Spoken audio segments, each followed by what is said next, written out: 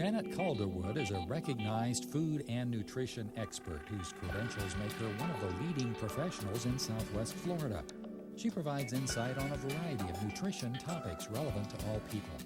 Her mission is to inspire others to live healthier every day by applying God's Word to her teachings.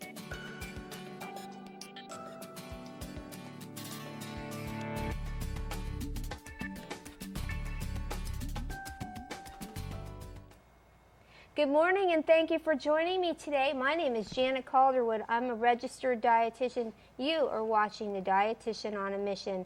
We have Betsy Opit with us today, and she's a registered dietitian, also an ACE trainer. So we got the best of both worlds here today. And Betsy, we're so glad that you drove all the way out here to come and be a part of this show today. So thank you for that. You're welcome. Thanks for having me. Absolutely. And I know that your vast knowledge is, I'm sitting here thinking all the things that we're going to learn from you today because there's so much information about sports nutrition. And every time you go to the gym and you see these nutrition shops around, we need your help with this. We need help understanding a little bit about the basics of exercise. So I think we'll focus on that first. Can you tell us a little bit, like if you had to define exercise in the simplistic of terms, what would that be?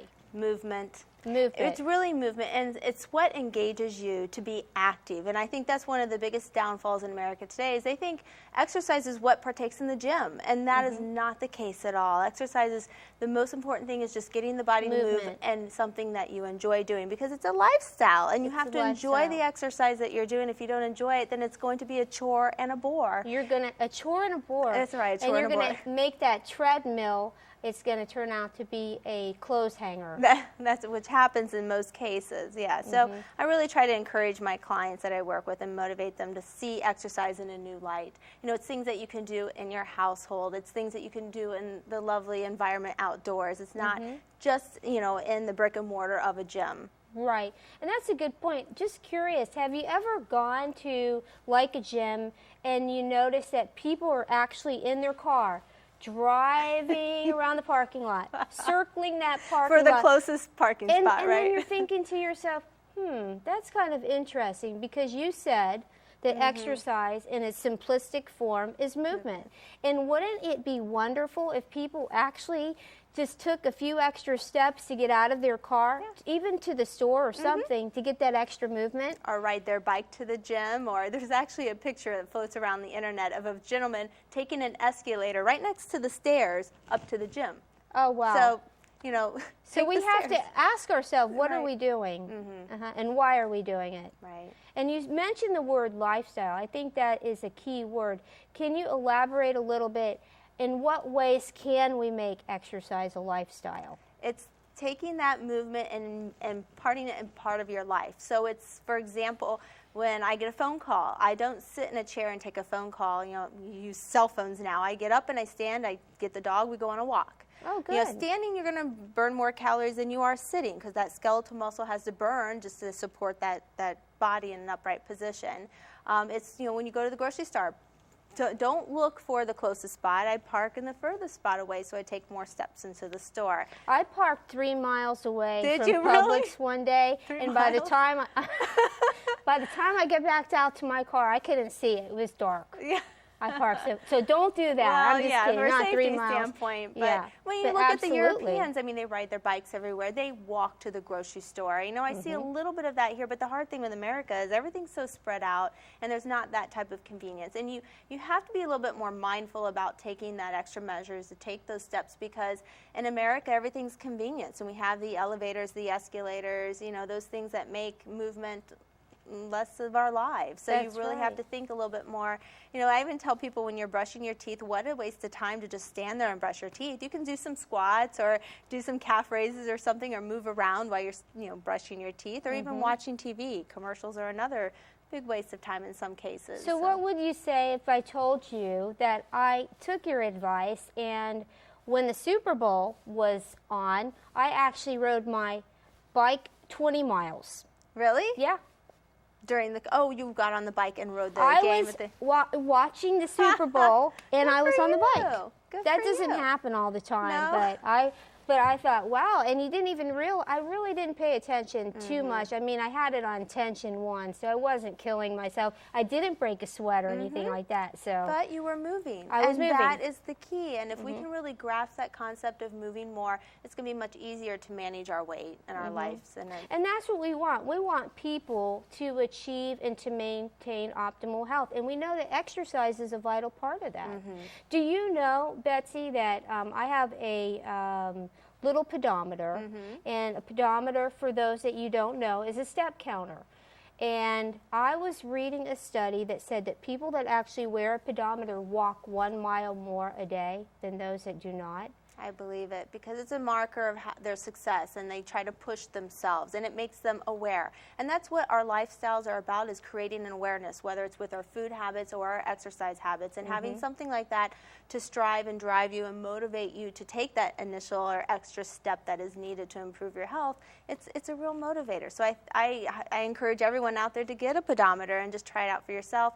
And we usually say aim for about 5,000 to 10,000 steps a day, ideally 10,000 being a bigger goal, because that's going to help you initially. 10,000 steps is 5 miles. That's about 500 calories you burn just through that extra movement through the day. And like you said, if you put that on in the first part of your day, when you get up and when you're brushing your teeth, and right after that you're taking the dog for a walk and you're on the phone, you're counting those steps. Absolutely. And those steps are adding up. So. And then what I like are those pedometers, the real easy ones, not the ones that you have to set the stride. That can be discouraging. Keep it simple. Just look for a basic pedometer and make sure that you have one that actually has a good clip, because one time I dropped my pedometer in, the toilet, so that wasn't a good thing. But keep it simple and enjoy it. And like you said, like when I wear my pedometer, I mean, I'm like, hey, I already walked 2 miles today, and I'm just now getting home, and that's good. And when I used to work at the hospital, I'd wear it just to see. I mean, you're walking 3 miles a day at that hospital, from the ICU down to the PEDS unit, and it's just amazing. And then you're wondering, wow, why am I tired at the end of the day? Well, I've already walked 3 miles. And you got part of your fitness in as part of your life, and that's what it's all about. And another thing I try to strive for my clients to really understand is that, yes, exercise is important. We encourage 5 to 7 days a week of at least 30 minutes a day just to maintain health. But let's say you go into the gym for 30 minutes and you work out on the treadmill, and you maybe burn 250 calories in that 30 minutes. Well, walking all day long and doing that extra movement throughout the day can accumulate up to maybe 1,000 calories worth of burning. Burning that you could do. So every step, I always say, small steps equal big rewards. Well, when it comes to fitness, those little steps that you can take through the day make a huge difference. And that's right. And I usually say inch by inch, it's a cinch. Yard by yard, it's hard. Right. So that's right. Those little steps do make a difference. And even when you think about like a 15-minute walk, and we're just talking about walking here because that's something most of us can do. Right. And if you are walking, don't go by a hover round, because I want you to still be able to walk. If you get one of those, you're not going to be getting steps for your pedometer. Right. But what's interesting, like a mile, if you walk a mile, let's just say a 15-minute mile usually takes, about 15, 20 minutes, that's about equivalent to 100 calories. Yes, it is. Now, if someone doesn't do anything else, but just adds this one 15 to 20-minute walk as a part of their day, and let's say they divide it up, 10 minutes in the morning walking the dog, 10 minutes in the evening with their husband, just walking around the neighborhood.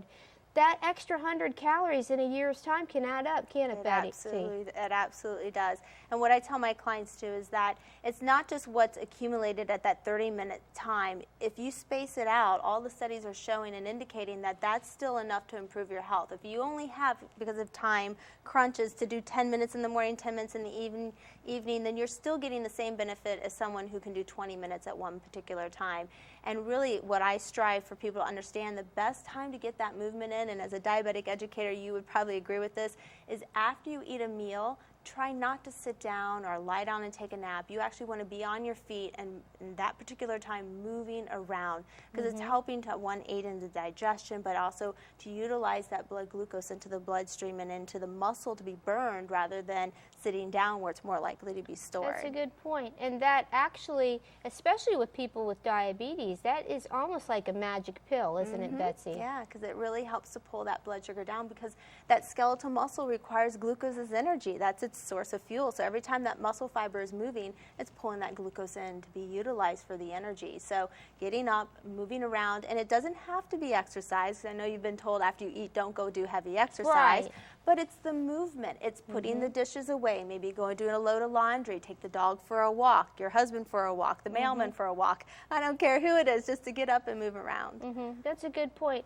Okay, so we know that exercise is important. Now, there's a lot of talk about food for exercise. We know there's different types of exercises. There's people that run 13 miles, 26 miles, 26 times 2 miles. There's people that swim. There's people that just walk. I mean, I want to tell this quick story, but skiing is not my thing, and I went to a ski school. I thought it'd be really great to learn how to ski. Took the ski class day one on the bunny slope. I was hauled off by the ski patrol. So there are people that are clumsy like me. I ended up having my leg in a brace in this lodge, and I'm looking out at all my friends waving to me. And I spent the entire week there, and it was fun. I made the best of it, built the snowman. But that's frustrating, and so I try to stick to basic things like walking. But what are some things, other exercises? Can you identify strength training, for example? There's 4 main components of different types of exercises. There's the strength component, which is building up skeletal muscle in your bone system as well. There's the endurance and cardiovascular, which is kind of the aerobic and anaerobic, where you're doing the walking, biking, swimming, or types for long periods of time. For longer periods of time, usually about 20 minutes or so. Then there is the flexibility and lengthening of your muscles, joints, and ligaments. So that would be stretching, yoga, those types of exercises. And the last one is balance and coordination. And so when you look at putting together an exercise program, it should really have those 4 elements as part of them. So all of them are equally important, would you say? They are. And it's funny because when you go to the gym, sometimes you'll see people in there, they're lifting the heavy weights, but they're like, I avoid the treadmills and the cardio, or I don't take the time to stretch because they don't think that's important. But it balances out the body so much better when you're focusing on building the muscle for the strength and to support your bones, when you're working the heart and your cardiovascular, when you're stretching and also lengthening the ligaments to keep that range of motion that your body needs. But one that everyone forgets is the balance. Wow. And as we age, we start, if we don't move it, you lose it. And if you don't practice it, you lose that ability. And, especially as we age and becoming more risk of falls, that if you don't practice that balance, and you're more at risk of, possibly injuring yourself. Those are all very good points. And we're going to take a short break. Don't go away. We'll be right back. Don't expect sea salt to reduce your dietary sodium intake. A recent American Heart Association survey found that over 60% of all consumers think that sea salt is a low-sodium alternative to table salt, which is mined rather than harvested from the ocean and also contains iodine and anti-clumping agents. Reported testing from the Food Research International found that sea salt is not a viable sodium reduction strategy. Little difference was seen in taste intensity or sodium content between 7 varieties of sea salt and regular kosher salt, which is also large crystals. Sea salt contains the amount of sodium as other salts and weighs the same. The only difference is when measured by volume. Both sea and kosher salts contain less salt per teaspoon. So if you use salt, whether it's table, kosher, or from the sea, do so sparingly. Welcome back, and you're watching The Dietitian on a Mission. I have a very special guest with me, Miss Betsy Opit. So glad to have you, Betsy. The best of both worlds is what I usually refer to when I think of Betsy, because not only is she a great dietitian, but she's also a trainer, and she's ACE trainer, and so she has that sports knowledge and also the food knowledge. So. And there's a lot of confusion about that. We're just talking about the different types of exercise. Let's talk about some of the foods that people need to eat, maybe before exercising, if any, after exercising, what types of foods, these kind of things. I'm pretty curious to hear this. This is good, valuable information. And being an athlete all my life, I was a collegiate gymnast in college, and so I learned early on. And actually, I knew I wanted to be a dietitian when I was 14. Wow! Because of my involvement in the sports, and I knew early on at an early age that it really made a difference the foods I ate and how I performed. Okay. So I've been at this for a very long time, and sports nutrition is one of my specialties. But being an athlete, and not just an athlete, just people who are engaging in exercise on a daily basis, and needs to understand that the food is the fuel, and the timing of the food and the right balance of the foods are just as important in getting the results that you need as that time you're spending in the gym on that exercise. So you need to plan. Planning is always important, and making sure that you're getting and nourishing your body with what it needs. So not stopping at the store buying a Red Bull or one of these energy drinks before a workout. Absolutely. Would you recommend something like that? Well, no, I would not recommend anything like that, but what I would recommend is, number one, just like putting gas into a car is what makes the car run, putting the fuel in our body is what's going to give us the optimal performance. So pretend your body is a Ferrari, and you want to give it premium fuel. Okay? So you're not going to run well if you're putting caffeine and sugar as your fuel source, because you're going to burn through it quickly, and then you're going to hit a low, and you're not going to have that peak performance that you may need at that particular time. I want the STP yes, you fuel do. treatment. That's right. So number one is never exercise on a completely empty stomach. And for those people who enjoy exercising in the morning, the common complaint I hear is, well, I don't want to eat a heavy meal and work out, or I just don't feel like eating, or I've heard somewhere on the internet that I should exercise on an empty stomach. Well, you would not take that Ferrari out and try to go from 0 to 100 on empty, right? Right. That's what you're doing. You're actually putting more stress on your body to do that, and you're actually pulling from your muscle to support that energy need, which is counterproductive to what you're trying to accomplish in the gym. Good point. So I exercise in the morning, and I feel for those people that can't eat a huge breakfast and work out, because I'm the same way. So what I encourage them to do is eat at least 50 to 100 calories of some sort of carbohydrate fuel. It could be a banana, it could be a piece of whole wheat toast, it could be a small bowl of oatmeal, or even just a glass of milk if you can only do a liquid or a yogurt. Then go exercise. When you come back, it's extremely important within the first 15 minutes to start replenishing those glycogen stores. And you also need that amino acid if you've been weight training, if you're trying to rebuild that muscle. So within 15 minutes after your workout, you're going to need something like a carbohydrate and protein combination. Such as? So Greek yogurts being a perfect example. That's my favorite. I mean, those are easy, convenient, they're delicious. I do apples and peanut butter. You could have a small sandwich, or if it's at breakfast time, you could have some eggs and whole wheat toast. Or a lot of people get into these protein smoothies, and they're not all terrible. You got to be very careful on the protein source that you're going for, and you don't want to mega dose on protein either, because that cannot be healthy. Isn't it true we already as Americans consume twice the amount of protein that we need every day, and yet it seems typical, and forgive me if you're one of those bodybuilders that doesn't do this, but that, or even a trainer that is giving all